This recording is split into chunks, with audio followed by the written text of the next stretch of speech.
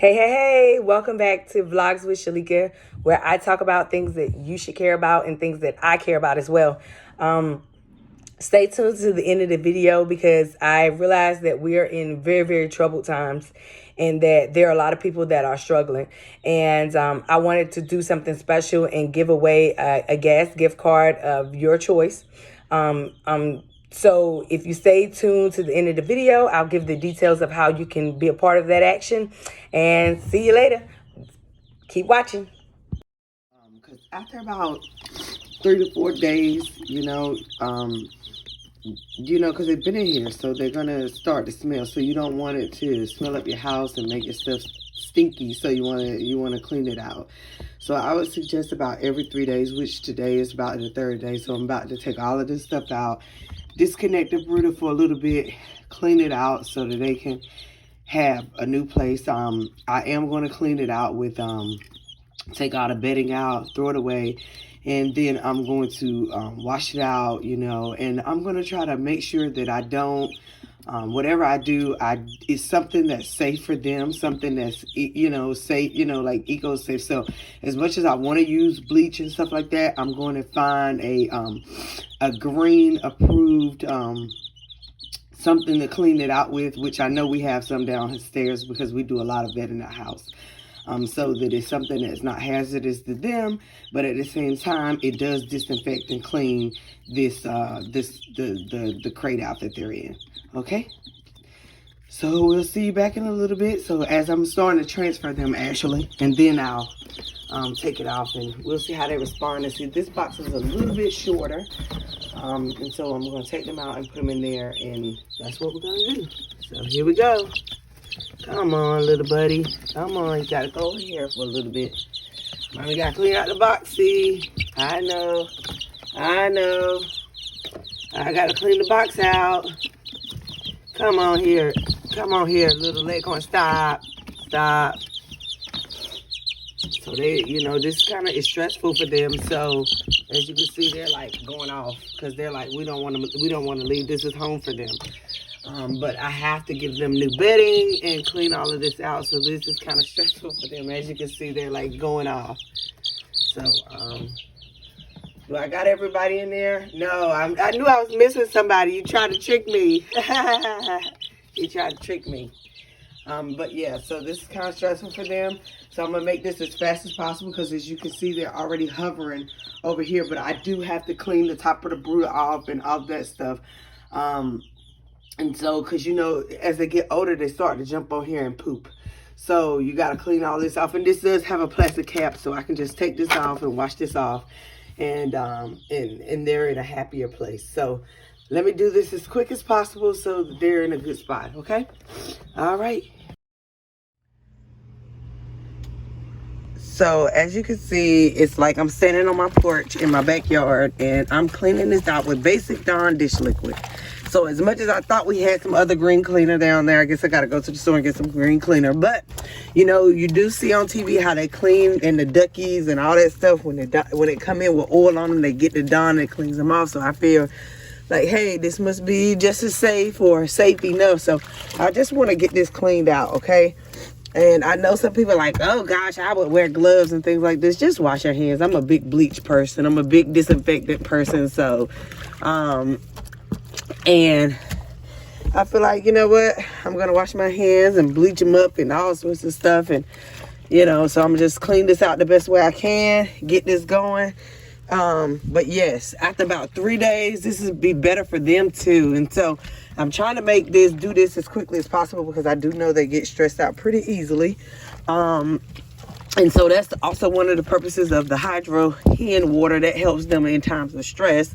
And so they're probably up there hovering around. They're probably a little cold because I did turn the brooder off because even though that brooder is on 24 hours a day, you don't want that. You want it to get a little bit of rest. You don't want to feel like, oh man, this brooder is just working full time for 3 or 4 weeks. And so I disconnected all of that, let it sit over to the side, get a little bit of rest, and so I can get the best use out of all of my equipment. Now, if this is the best process, I don't know. But hey, this is all I know. I want to make sure, the biggest thing is that they're safe, I'm safe, and, nothing burns up here. and that they are, you know, got a good environment to live in. So that's where I'm at with this. See you guys after I clean it all and rinse it all out and get the bedding back. All right, bye. So I got the pine shavings here. I'm about to put the new pine shavings back in here. This really helps with keeping the odor down and keeping the bedding not being moist and wet. You can get this from your local tractor supply store. And just put it in there, you know, cover the base. It smells really good when you first get in there. At least I love the smell of pine and cedar. And just, you know, just get the chippings out. Enough to spread. Now, it does come pretty compact. So one bag goes a pretty long way. And so, you know, I'm still at the top of this bag. And to get the bedding and stuff so I can have this for a while. And then I'll go back and get some more. I'm probably going to get some more just to have some more. Because it's that time of year where they, you know, go through a lot of pine shavings and stuff like that. So I'm putting that in there now. I think I got too much. Might have to put some more back. I think I do, because I was talking and not focusing. But I wanted you guys to see the whole process. So I'm in my garage doing this because I don't want to give them too much because that takes room. That takes away room. You just want enough to cover the bottom of whatever they got going on. And so that's kind of what I'm doing. So I gave him too many pine shavings. So I'm going to take him and put some of this back because then there's too much bedding in there. And then it's like all over the place. And they're like, what is going on in here? And then it also makes a soft layer for them to lay in and stuff like that. And yeah. So, but this time I'm going to try to put the brooder on this side if I can fit it on that side. So it's a nice little small, soft, comfortable layer. It smells good. It's gonna keep the odor down from where they pooping and peeing, because you don't want your house to stink, especially if you're raising them indoors.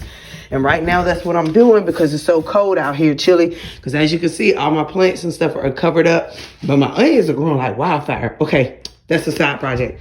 But anyway, that's what it is. But I told you guys I really wanted a whole homestead, and so I got that done. I'm going to change out this water and feeder, and I got the old shavings there. Put them some new feed in here. Clean the bottom of this off. And I'll see you in a minute when I go back upstairs and put it all back together. Bye. I want y'all to see just how much feed these chickens go through in a day. These little chicks go through in a day. So as you can see, I'm filling the feed up, okay? And I filled it up yesterday. As you can see, I'm filling it all the way up, right? These things can eat. Like, I didn't even realize how much they really just eat. They eat a lot. And as you see, I'm growing this up. And tomorrow, I'm going to let y'all see if I don't see how much they really go through. They go through a lot of feed, okay? Hold on a second so I can show you. I guess I got to disconnect this thing.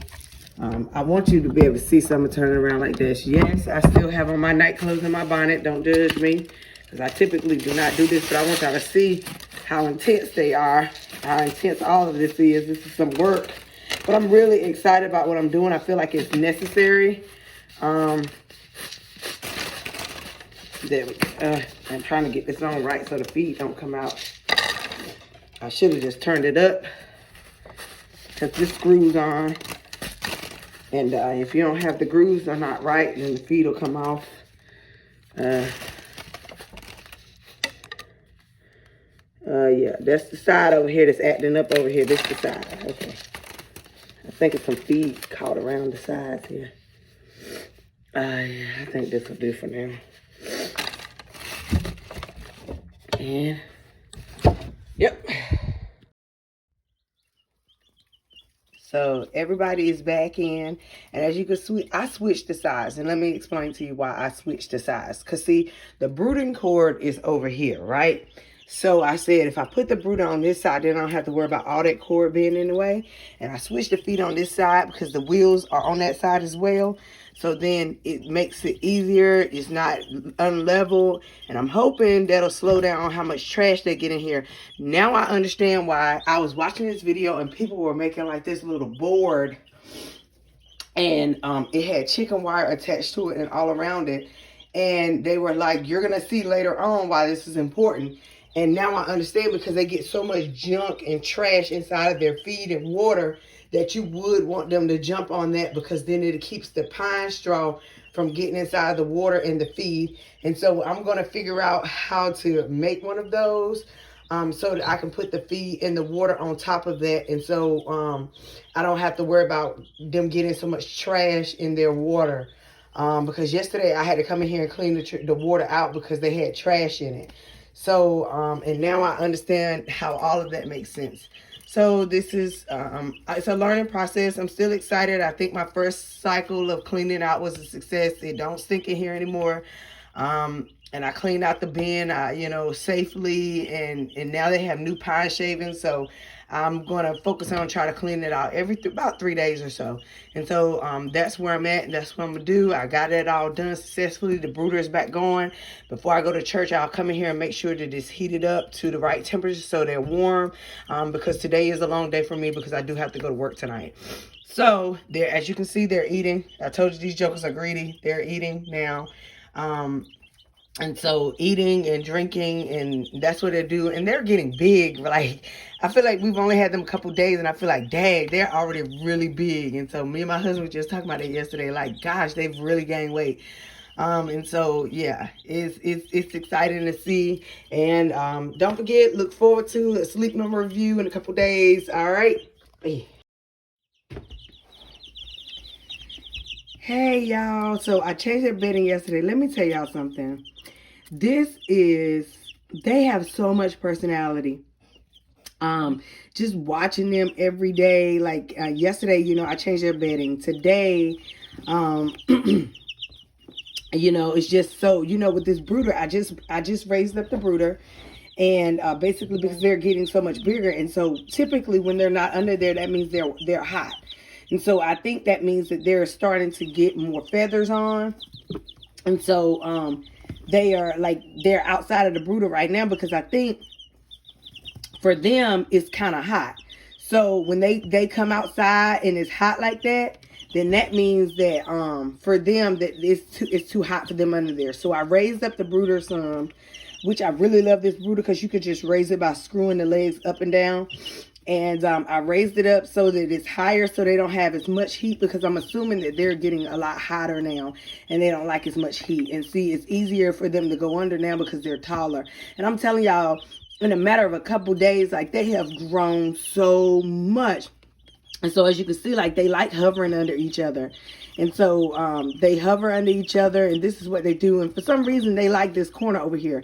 And I think it's because it's warmth over there, but it's not so warm that it's like the brooder. So I think they only go under the brooder when it's absolutely like they're freezing.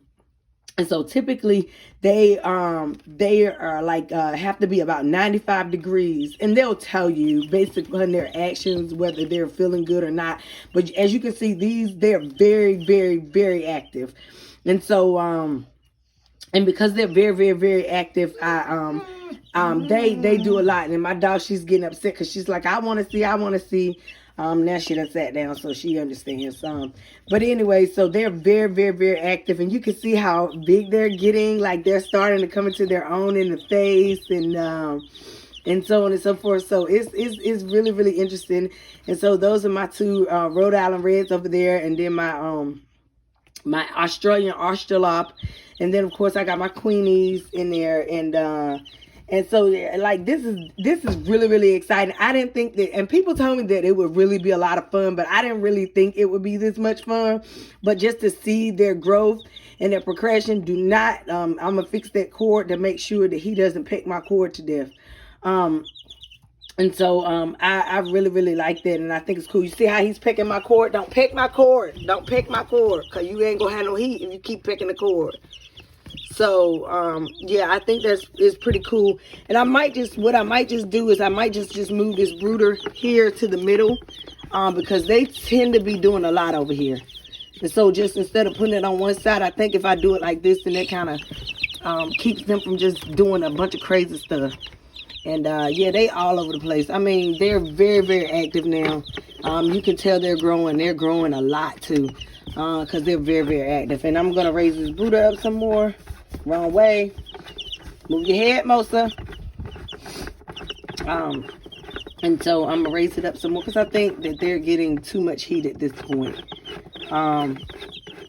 And I think that that's what they're trying to tell me. I don't really know, but I think that's what they're trying to tell me.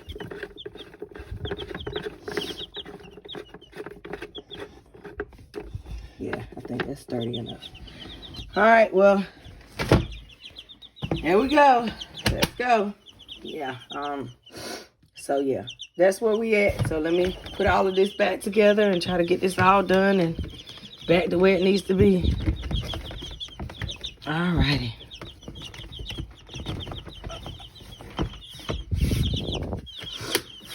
All right. So yeah, they're active. Ooh. So here's the deal. I told you I was going to give away a gas gift card. Here's what you got to do. You got to like, share, comment, and subscribe. Like, share, comment, and subscribe. And by the end of the week, hopefully I have to have at least 50 subscribers in order to go live. So I want to be able to do it live and tell you who it is. But I'm going to do it based off the comments and the subscribers. So here's the thing. If you like, share, comment, and subscribe, that puts you in the running to get this gift card. And I'm telling you, it's going to be something you want. So something that simple. Like, share, comment, subscribe, and you can be a part of the contest. It's going to be just that simple. And I'll message whoever it is from the comment that they leave me.